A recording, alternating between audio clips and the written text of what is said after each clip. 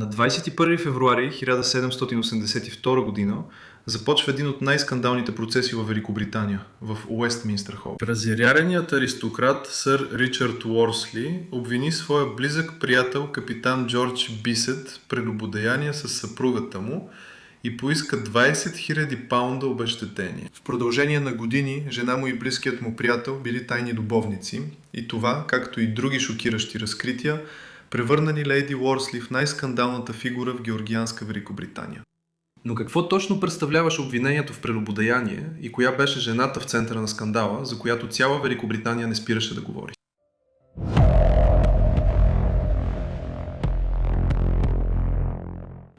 Жената, която стана печално известна като лейди Уорсли, е родена на 5 октомври 1758 година в Мидълсекс, Англия. Странно, тя е кръстена с име, което звучи мъжко – Сеймур Дороти Флеминг. Но за това имало основателна причина.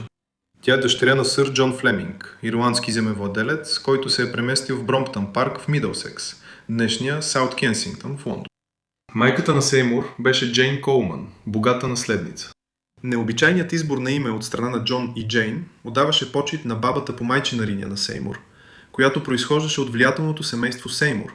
Същото семейство, от което произхождаше Джейн Сеймур, третата съпруга на Хенри VIII през 1530-те години. Сеймур и по-голямата й сестра Джейн бяха отгледани основно от майка им сама.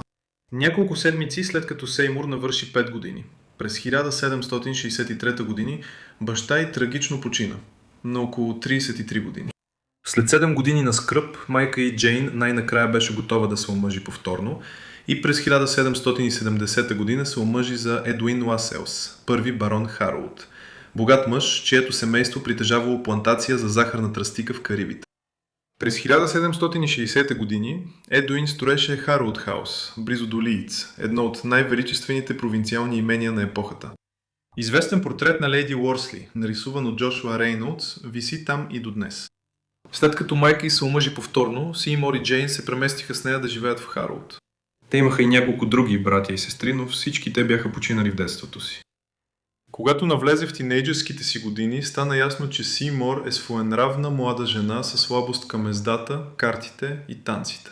Това контрастираше с сестра и Джейн, която беше описвана като по-сдържана. Като една от двете оцелели дъщери на покойния си баща, Сеймур щеше да донесе голяма зестра във всеки евентуален брак. Това щеше да достигне десетки хиляди паунда, което днес се равнява на милиони долари. И скоро богати и влиятелни мъже започнаха да се редят на опашка, за да спечелят ръката й.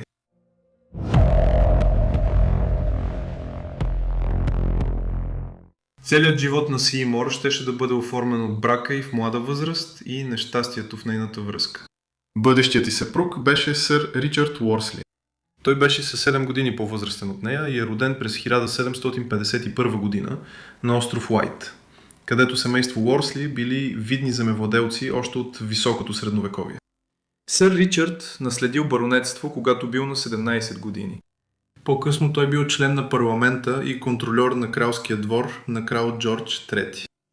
Уорсли, както и Флеминг и Ласелс, били богато семейство, в епоха, когато парите прииждали в Англия, докато Британската империя се издигала, за да стане световна суперсила.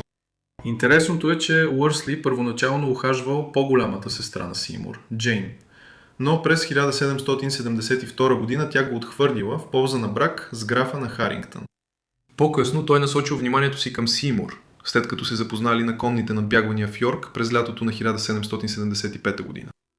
В бурен роман, който шокирал изисканото общество, той предложил брак за по-малко от седмица и до 20 септември 1775 година двамата вече били женени.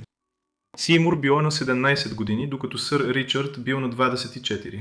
За съжаление за Сеймур обаче, брачният договор бил силно в полза на съпруга й. Докато огромно състояние било предадено на Уорсли, Сеймур останала само с годишна издръжка от 400 паунда, което на практика дало на него контрол върху богатството, което тя несла в брак. Първоначално бракът изглеждал сравнително обикновен. Лейди Уорсли забременяла само няколко месеца след сватбата и през август 1776 година родила първото им дете – син на име Робърт. Той обаче щеше да бъде единственото им законно дете. Зад внушителната фасада на аристократичния брак напрежението вече започваше да нараства. Сеймур по-късно описва съпруга си като студен, строг и болезнено скучен, докато самата тя била жизнена, кокетна и неустоимо привлечена от бляскавия вътрешен кръг на Джорджиана Кавендиш. И не след дълго из висшето общество започнаха да се носят мълви, а бракът на лейди Уорсли вървеше към скандала.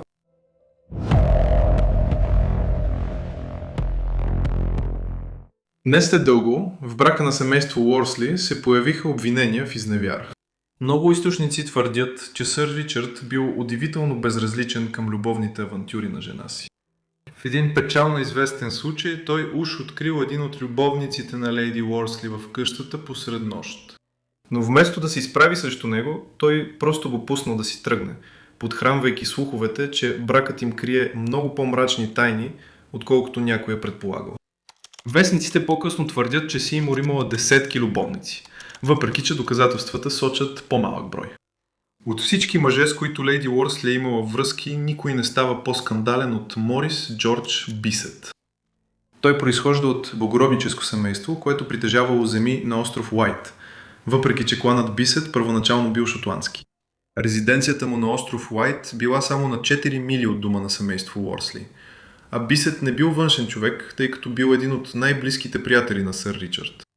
Това, което последва, не беше просто афера, а унизителен удар в гърба, който превърна приятелството в предателство и разтърси джорджианското висше общество. И все пак, този скандален роман можеше никога да не бъде разкрит, ако не беше избухването на Американската война за независимост. След като Франция се включи във войната на страната на бунтовниците в Северна Америка, лорд Уорсли беше отговорен за обучението на милиции в Южна Англия в случай на френско нападение по крайбрежието. Бисет участваше в тези военни учения и когато Уорсли нае къща в Мейдстоун, Кент, докато ръководеше ученията, той покани Бисет да отседне там. Именно по това време връзката между леди Уорсли и капитан Бисет стана обществено достояние. През август 1781 година Сеймур роди дъщеря на име Джейн, но почти веднага се разпространиха слухове, че детето изобщо не е на сър Ричард. Отчаян да избегне още по-голям обществен скандал, той призна бебето за свое, въпреки широко разпространените слухове, че истинският баща е Бисет. Ясно е, че сър Ричард не беше особено обезпокоен от изневярата на съпругата си по това време. Една печално известна история, която се появи малко след това, е, че през септември 1781 година той се е шегувал за връзката между Бисет и съпругата си, когато тримата са посещавали баня в Мейдстоун. Но докато сър Ричард изглеждаше готов да понесе унижението да бъде изладен публично като измамен съпруг, Сеймур беше напълно уморен от брак. През ноември 1781 тя издигна скандала на съвсем ново ниво, като избяга с Бисет от Кент до Лондон, където двамата безсрамно се настаниха заедно в хотел Роял като любовници. След това Сеймур написа писмо до своята прислужница Мери Софтби и нареди да изпрати бебето Джейн при него в столицата, заедно с допълнителни дрехи. Изглежда, че Сеймур е вярвал, че драматичното й бягство най-накрая ще принуди съпруга й да се съгласи на развод, което ще отвори пътя тя да се омъжи за Бисет. Но докато сър Ричард дълго време е търпял нейните афери, той нямал никакво намерение да се откаже от богатството и статуса, свързани с брака им. Последва ожесточена раздяла, сензационна съдебна битка и скандал, който щеше да завладее цяла Великобритания.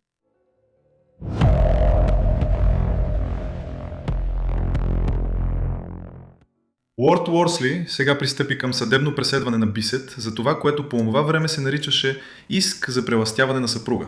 Конкретно обвинение, което един мъж повдига срещу близък приятел, обвинявайки го, че е съблазнил жена му. Ключово е, че обвинението изключваше съпругата от възможността да свидетелства, тъй като тя не беше страна по делото. В този случай сър Ричард съди Бисет, а не лейди Уорсли. Ричард търсеше 20 000 паунда като обезщетение, сума, която би разорила Бисет, ако лорд Уорсли спечели делото. За да добиете представа, това биха били почти 3 милиона паунда в днешни пари. Делото се проведе в Уестминстър през февруари 1782 година. Вместо да отрича връзката, юридическият екип на Бисет твърдеше, че лейди Уорсли е имала множество любовници преди него, което означава, че той едва ли опетнил честа й на първо място. Освен това, те твърдяха, че сър Ричард е бил напълно наясно с неверността на жена си и дори на моменти сякаш я е насърчавал. След това, няколко от бившите й любовници бяха призовани да свидетелстват под клетва. Виконт Диерхърст, който очевидно беше смутен от развоя на събитията, призна, че сър Ричард веднъж е знаел, че той и съпругата му са прекарали 3 дни заедно в Лондон и Саутхемптън и не е направил нищо, за да ги спре. Докато процесът продължаваше, той ставаше все по-скандален и репутацията на лейди Уорсли бързо се влошаваше. Например, един от нейните лекари, Уилям Осбърн, се яви да свидетелства, че е лекувал от венерически болести, които тя вероятно е хванала от маркиз Греъм. Беше нечувано подобни медицински проблеми да се обсъждат публично в съда през 18 век. Междувременно в Лондон се публикуваха вестници, карикатури и брошури, които описваха пикантните разкрития от процеса. В крайна сметка съдът отсъди в полза на сър Ричард. Нямаше съмнение, че леди Уорсли и Бисет имат връзка, но съдебните заседатели присъдиха на сър Ричард само 1 шилинг обезщетение – най-малката възможна сума. Това беше опустошително публично унижение. Присъдата на практика обяви, че макар съпругата му да е била невярна, самият сър Ричард е търпял открито, дори е насърчавал нейните връзки. Докато скандалът продължаваше да се разпространява из Великобритания, животът и на тримата никога нямаше да бъде същият.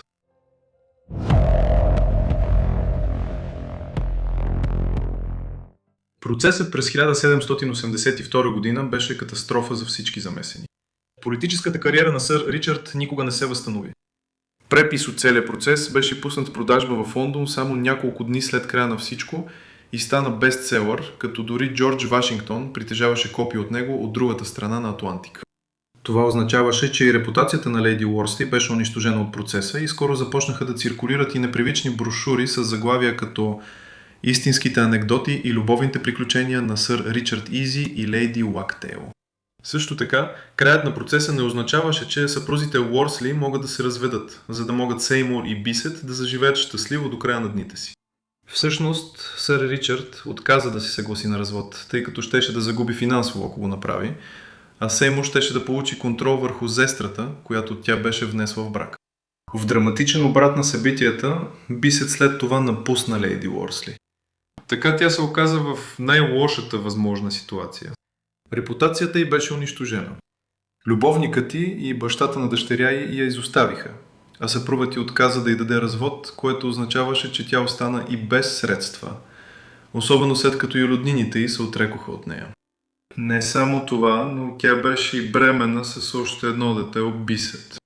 След като ражда през 1783 години, тя става куртизанка, за да оцелее, разчитайки на парите и покровителството на богати мъже.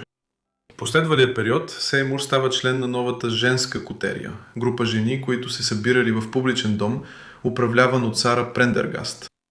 Това всъщност беше вид мрежа за подкрепа на жени от аристокрацията, чието репутации по един или друг начин са били съсипани и които живееха в несигурни обстоятелства. Сред членовете й били леди Ан Корк и леди Дерби, а основателката на котерията, Каролайн Станхоуп, била свекърва на сестрата на Сеймур, Джейн. Каролайн, подобно на Сеймур, беше станала печално известна с прелюбодейството си години по-рано. Като част от котерията, в средата на 1780-те години, леди Уорсли имала още много любовници. Но отново животът ти беше на път да поеме още по-мрачен обрат.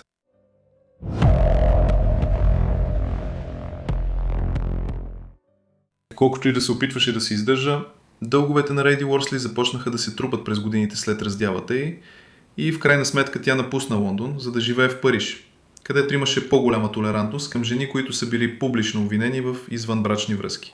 След това тя се превърна в постоянна фигура във френския двор във Версай и роди още една дъщеря, на име Шарлот, която беше изпратена да бъде отгледана от друго семейство. Един от нейните любовници тук беше Жозеф Болон, шевалие дю Сен Жорж, композитор от смесен произход и шампион по фехтовка. Времето, когато тя реши да се присъедини към френския двор, обаче не беше идеално.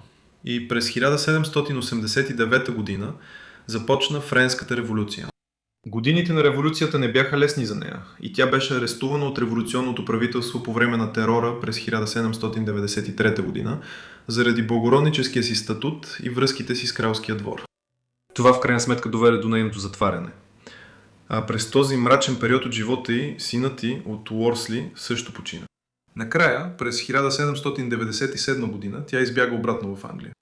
В този момент тя се помири със семейството си и започна да живее спокойно в дома си от детството – Бромтън парк, когато навлезе в 40-те си години.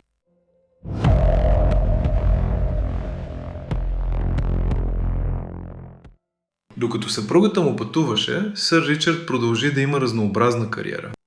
В периода преди Френската революция той живееше на остров Уайт с любовницата си Сара Смит.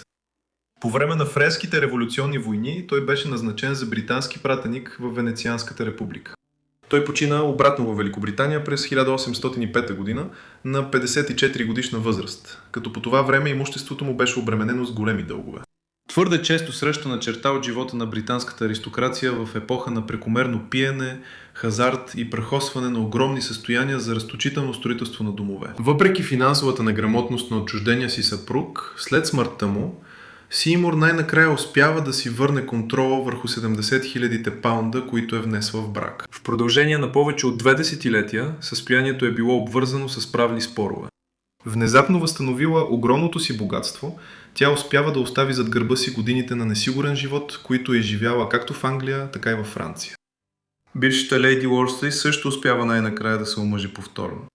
На 12 септември 1805 година, малко повече от месец след смъртта на съпруга си, тя се омъжва за Джон Луис Куче, 26 годишен музикант. Тя отново приема фамилията Флеминг, която в необичаен ход за времето, и Куче също приема. Нейният повторен брак, малко преди 47-ият ти рожден ден, беше по-спокойно събитие. Повечето източници са съгласни, че това е било щастлива връзка и те са водили спокоен живот, в сравнение с драмата на първия й брак. След края на френските революционни и наполеонови войни през 1814 и 1815 година, двойката се премества в Париж и живее във френската столица до края на живота на Сеймур. Тя умира там на 9 септември 1818 година на 59 годишна възраст от неуточнено заболяване. Жената, която някога беше станала печално известна в британското общество, е погребана на прочутото гробище Пер Лашес в Париж, където почива и днес. Сред гробовете на хора като Джим Морисън, Оскар Уайлд, Едит Пиаф и Фредерик Шопен, подходящ край на един скандален живот. Благодаря ви много, че гледахте това видео за Лейди Уорсли. Надявам се да ви е било интересно. Споделете ми какво мислите за живота и долу в коментарите и ако имате някакви предложения, също ми пишете долу в коментарите. Надявам се, че сте абонирани и сте включили известията, за да получавате всичките ми видеа веднага, щом ги кача. Това е всичко от мен, така че ще се видим в следващия епизод на Forgotten Lives. Благодаря.